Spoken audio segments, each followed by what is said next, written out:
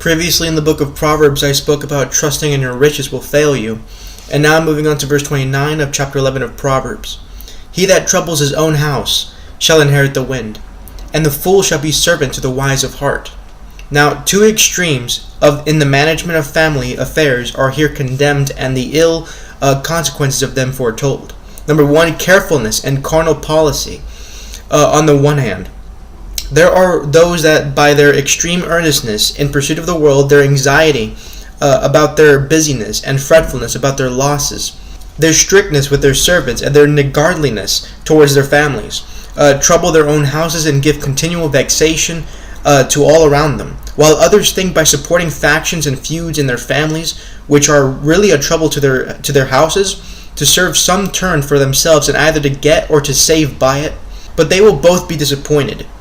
They will inherit the wind. All they will get by these arts will not only be empty and worthless as the wind, but noisy and troublesome, vanity and vexation.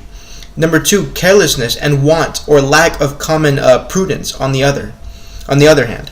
He that is a fool in his business, that either minds it not or goes awkwardly about it, that has no contrivance and consideration, not only loses his reputation and interest, but becomes a servant to the wise of heart.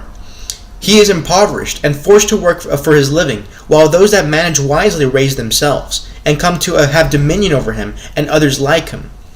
It is rational and very fit that the fool should be servant to the wise in heart, and upon that account, among others, we are bound to submit our wills to the will of God, and to be subject to him, because we are fools and he is infinitely wise. And by fools I mean little of understanding, little of compared to the great knowledge God has. So try not to be lazy or a busybody among others in your own household or things beyond that.